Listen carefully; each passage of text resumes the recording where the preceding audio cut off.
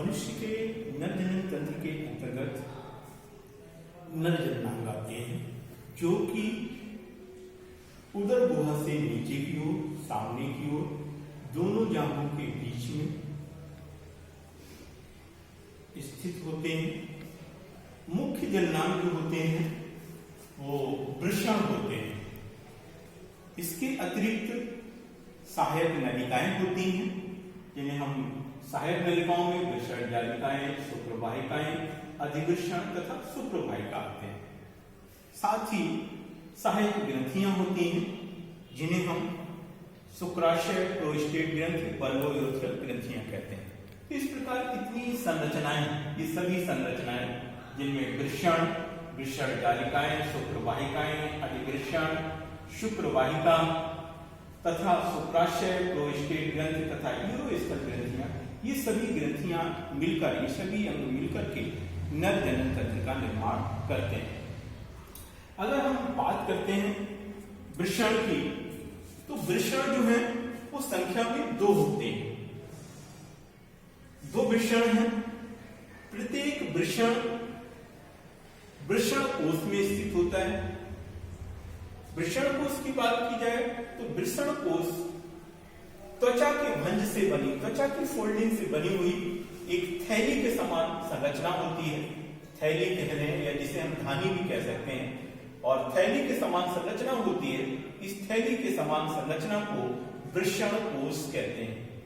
प्रत्येक वृषण कोश एक पट के द्वारा 2 भागों में बटा होता है और उन दोनों भागों में एक एक वृषण उपस्थित होता है। मनुष्य के वृषण उदर गुहा से बाहर की ओर स्थित होते हैं। इसका कारण यह है कि ऐसा होने के कारण मनुष्य के शरीर का तापमान लगभग 2 से 2.5 डिग्री सेंटीग्रेड कम हो जाता है। इस कम होने, टेम्परेचर कम होने का फायदा भी है। 37 डिग्री सेंटीग्रेड तापमान पर शुक्राणुओं का परिपक्वन एवं परिवर्धन नहीं हो सकता। तो जब उदर गुहा से बाहर वृषण कोश निकल जाते हैं, उनका टेम्परेचर कम हो जाता है 37 डिग्री सेंटीग्रेड से, तो इस कम तापमान पर शुक्राणुओं का परिवर्धन और परिपक्वन अच्छी तरह से हो जाता है। अब बात करते हैं वृषण के बारे में। तो वृषण संख्या में 2 हैं। आकार इनका गोल अथवा अंडाकार होता है।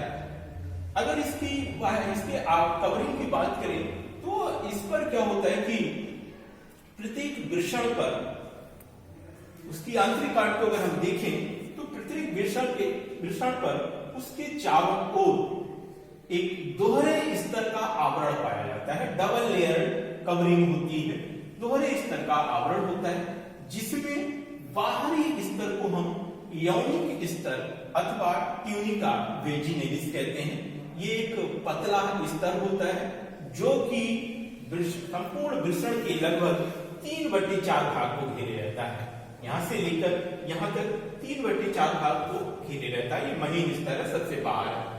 जबकि इसके अंदर कोर का दूसरा स्तर होता है जिसे हम ट्यूनिका एल्बुजिनिया स्तर कहते हैं। ये ट्यूनिका एल्बुजिनिया स्तर मोटा स्तर होता है और इससे कुछ पिंड निकलते हैं जो वृषण में अंदर की ओर धसे रहते हैं। ये जो अंदर की ओर धसे हुए प्रोजेक्शन है, ये जो उभार है, ये पूरे वृषण को लगभग 250 चैम्बर में बांट देते हैं। इन 250 चैम्बर को हम वृषण पालिका कहते हैं, टेस्टिस सेप्टुला या वृषण पालिका कहते हैं।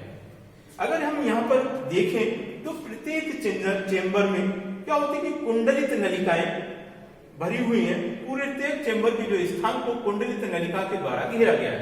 प्रत्येक चैम्बर में वृषण पालिका में 1 से लेकर 3 तक कुंडलित नलिका हो सकती हैं।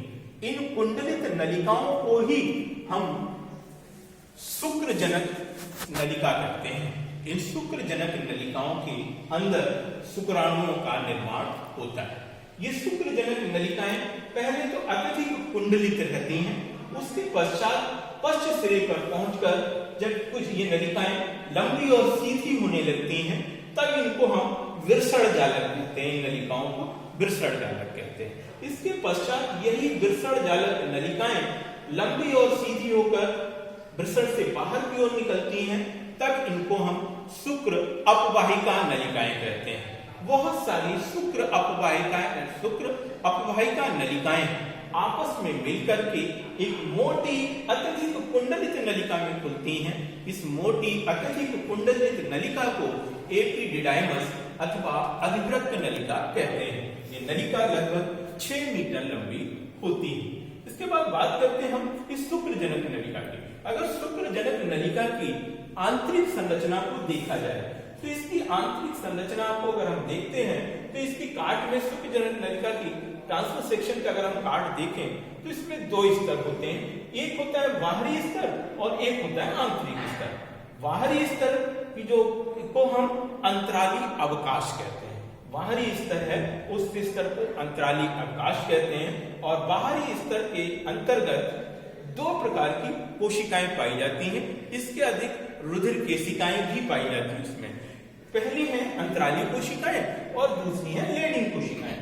यहाँ पर अंतराली कोशिकाओं का काम जो है प्रतिरक्षा उत्पन्न करना होता है। ये कुछ एंटीबॉडी और विशेष सेल्स का निर्माण करती हैं जो प्रतिरक्षा का निर्माण करती हैं। साथ ही दूसरी कोशिकाएं होती हैं अंतराली अवकाश में जिन्हें हम लेडिंग कोशिकाएं कहते हैं। इन लेडिंग कोशिकाओं का कार्य नर हार्मोन्स अर्थात एंड्रोजेंस का निर्माण करना होता है। इन्हीं के कारण पुरुषों में द्वितीयक लैंगिक लक्षण विकसित होते हैं, साथ ही उनमें जननांगों का भी विकास होता है।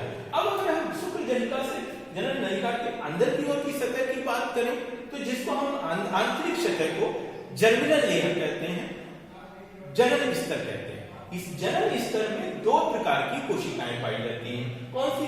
एक कोशिकाएं जो 2 या 3 स्तर पूरा घेरे रहती हैं, ये कंटिन्यू कोशिकाएं जो बनी हुई हैं, इन कोशिकाओं को हम जो है स्पर्मेटोगोनिया अथवा शुक्र जनन कोशिकाएं कहते हैं। और दूसरी कोशिकाएं जो कि लंबी लंबी कोशिकाएं हैं, इन कोशिकाओं को सपोर्टिंग सेल अथवा सर्टोली की कोशिकाएं कहते हैं। अब बात करें हम स्पर्मेटोगोनिया की तो स्पर्मेटोगोनिया हजारों की संख्या में होती हैं और इनमें इन कोशिकाओं में अर्धसूत्री विभाजन होता है। उस अर्धसूत्री विभाजन के फलस्वरूप शुक्राणुओं का निर्माण होता है।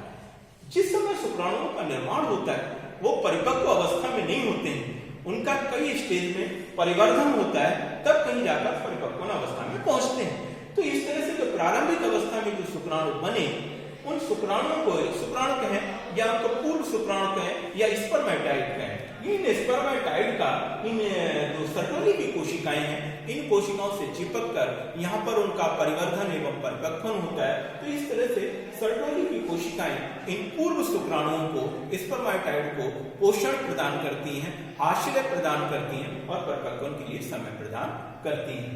तो ये तो बात हो गई हमारी शुक्रजनन नलिकाओं। अब अगर हम बात करें कि सहायक नलिकाओं की तो सहायक नलिकाएं क्या है? वे नलिकाएं जो कि शुक्राणुओं के शुक्रजनक नलिकाओं में बनने के पश्चात उन्हें पुरुष शिश्न मुंड तक पहुंचाने का कार्य करती हैं। उन सभी सम्मिलित नलिकाओं को हम सहायक नलिकाएं कहते हैं। अब इसके लिए हम आगे देखते हैं कि क्या है कि सबसे पहले हमने देखा कि शुक्रजनक नलिकाओं में शुक्राणु बने और शुक्रजनक नलिकाओं में शुक्राणु बनने के पश्चात वो वृषण जालिका में होते हैं। वृषण जालिकाओं में से होते हुए अनेक जो शुक्र सीधी हो जाती है वृषण जालिकाएं उन्हें शुक्र अपवाहिका नलिकाएं कहते हैं। उन शुक्र अपवाहिका नलिकाओं में जाते हैं। अनेक शुक्र अपवाहिका नलिकाएं आपस में मिलकर एक मोटी वृषण जालिका में एक मोटी एपिडिडाइमस में या अधिवृक्क नलिका में खुलती हैं जो कि लगभग 6 मीटर लंबी होती है।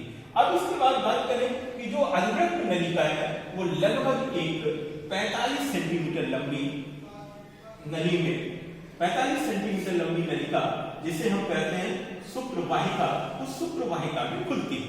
शुक्रवाहिका मूत्राशय से पीछे की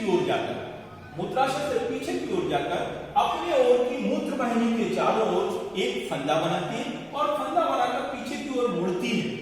उसी समय जहां पर मुड़ती है तभी उस नलिका में आगे की ओर चल करके एक फूली हुई ग्रंथि जो जिसे हम शुक्राशय कहते हैं वो ग्रंथि उसके साथ जुड़ जाती है। तो दोनों ग्रंथियों की एक शुक्र वाहिका जो थी उसके और शुक्राशय ग्रंथि के दोनों के जुड़ने से एक कॉमन नलिका बनती है जिसे हम सहनलिका कहते हैं। इस सहनलिका आगे की ओर चल करके एक पतली 2 सेंटीमीटर पतली नलिका में परिवर्तित होती है जिसे हम स्खलन नलिका कहते हैं। स्खलन नलिका मूत्र मार्ग में खुलती है। मूत्र मार्ग की बात करें, स्खलन नलिका मूत्र मार्ग में खुल जाती है, और अगर मूत्र मार्ग की बात करें तो मूत्र मार्ग लगभग 20 सेंटीमीटर लंबा होता है। क्योंकि इसके जनन की ग्रंथि भी आकर खुल गई है तो इसको मूत्रोजनन नलिका हम कहते हैं। अब इसके बाद हम बात करते हैं सहायक ग्रंथियों की। सहायक ग्रंथियों की बात करें तो मुख्यतः पुरुष के जननांग में 3 सहायक ग्रंथियां पाई जाती हैं। कौन सी 3 सहायक ग्रंथियां हैं? पहली ग्रंथि है जिसे हम शुक्राशय कहते हैं, दूसरी ग्रंथि होती है जिसे हम प्रोस्टेट ग्रंथि कहते हैं, और तीसरी ग्रंथि होती है यही प्रोस्टेट ग्रंथि से यहीं से इसके पास जुड़ी हुई होती हैं जिनको हम वल्वो यूरोथ्रियल ग्रंथियां कहते हैं। वल्वो यूरिथ्रल तीसरी जो ग्रंथियां हैं तो हम वल्वो यूरिथ्रल ग्रंथियां कहते हैं। अब अगर हम बात करें यहाँ पर शुक्राशय की तो शुक्राशय संख्या में 2 होते हैं। तो दोनों ग्रंथियां जो शुक्राशय ग्रंथियां हैं ये संख्या में 2 होती हैं, फूली हुई होती हैं, 5 से 6 सेंटीमीटर लंबी होती हैं, ग्रंथिल होती हैं।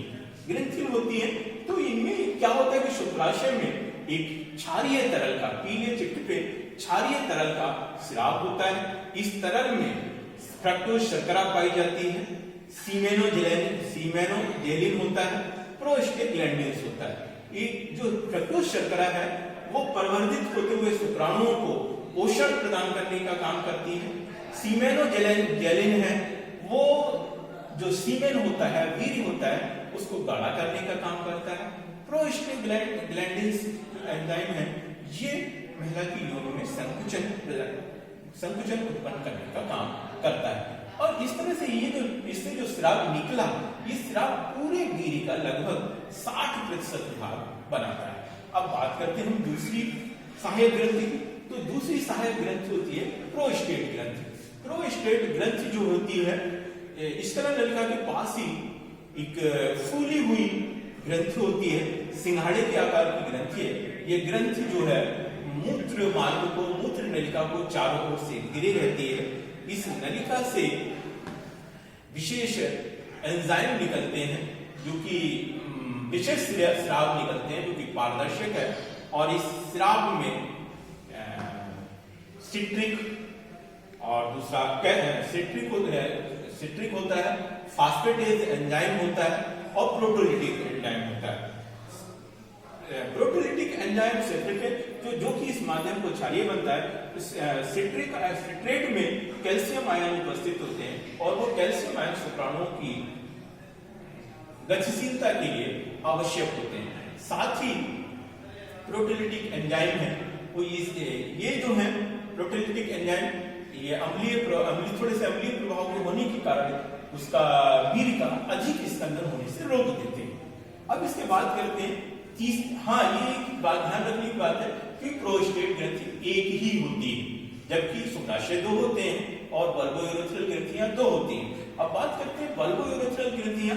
तो वल्वो यूरोथ्रियल ग्रंथियां वहीं पर मूत्रोजनन तंतुपट में 2 छोटी ग्रंथियां होती हैं जो कि प्रोस्टेट ग्रंथि के पास ही स्थित होती हैं, और ये ग्रंथियां से निकलने वाला स्राव इस मूत्र नलिका में खोला निकलता है। ये ग्रंथियों से निकला हुआ स्राव पारदर्शक होता है जो कि मैथुन के समय सिसन मुंड से निकलता है और महिला की योनि को चिकना बनाता है। तो इस तरह से मैथुन की क्रिया को सुगम बनाने का कार्य करता है।